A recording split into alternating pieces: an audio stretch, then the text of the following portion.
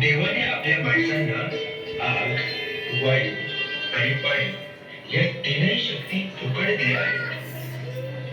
परंतु आपल्याला याची काहीही किंमत नाही. आपल्या माणसांच्या चुकीमुळे या पृथ्वीचा संतुलन दिवसेंदिवस बिघडत चालला आहे. जेव्हा जोराने वारा येतो तेव्हा सगळं विनाश करून टाकतो. आग लागल्यावर सगळं भस्म होऊन जातो आणि जेव्हा पाऊस येतो तेव्हा सगळं पाण्यासोबत वाहून घेऊन जातो.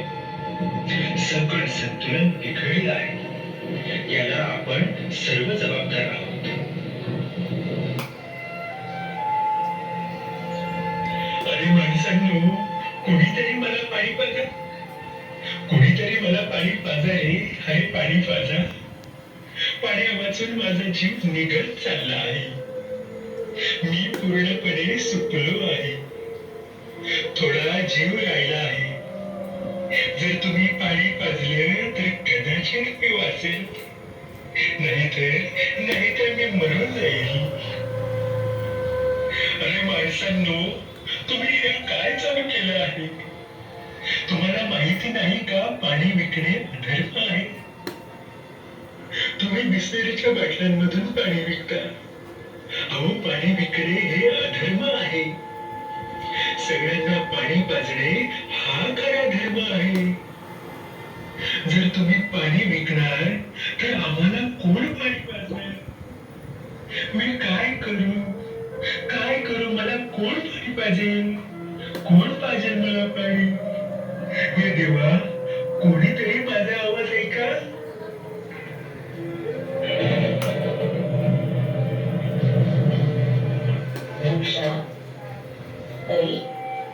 रडू नकोस. तुझे दुःख ते माझे दुःख आहे. ही माणसे किती मोठी चूक करत आहेत. नाही त्यांना स्वतःची काळजी ना दुसऱ्यांची काळजी. जर काळजी असती तर आपल्याला सांभाळून ठेवलं असतं. असं वाटतं की माणसाने स्वतःच्या स्वार्थासाठी भविष्याचा विचार करणंच सोडून दिला आहे. बघ, तो माणूस काय करीत आहे.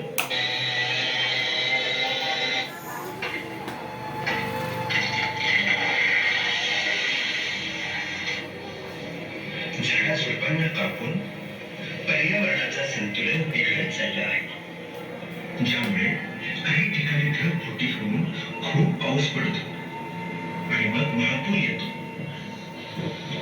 आज पृथ्वीवर झाडांची संख्या कमी झाल्यामुळे आणि इतर कारणांमुळे ओझोन वायूचा थर कमी होत चालला आहे.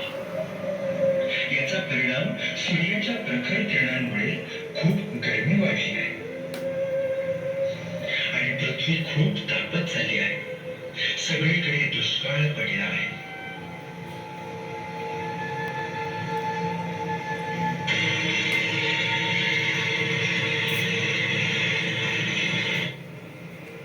पाण्याच्या शोधासाठी ही माणसे यंत्रांद्वारे शेकडो फूट खोल खड्डे करत आहेत. ज्यामुळे मी तडफडत आहे.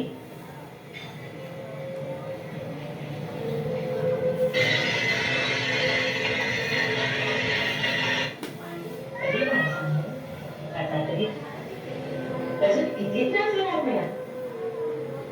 अरे माणसांनो, तुम्ही जर आम्हाला नाही वाचवलं तरी लक्षात ठेवा, नाही वाचणार. भक्तांनो, जर निसर्गाचं संतुलन टिकवून ठेवायचं असेल तर प्रत्येक माणसाने झाड लावणं गरजेचं आहे. ऑक्सिजनचे प्रमाण वाढल्याने शुद्ध हवा मिळेल. सगळीकडे हिरवळ तयार होईल. प्रत्येक वर्षी चांगला पाऊस पडेल. पाणी आपल्या सगळ्यांचं जीवन आहे. ईश्वराने दिलेली देणगी आहे. त्याला वाया घालवू नका. पावसाचं पाणी वाचवा. जास्तीत जास्त पाणी जमिनीमध्ये कसं जाईल, जमिनीमध्ये कसं जिरेल याकडे लक्ष द्या. ज्यामुळे आपण सुख शांतीने राहू. हे देवाश्री गणेशा, ही पृथ्वी आणि पाणी हे अनमोल देण सांभाळण्यासाठी आम्हाला सद्बुद्धी दे.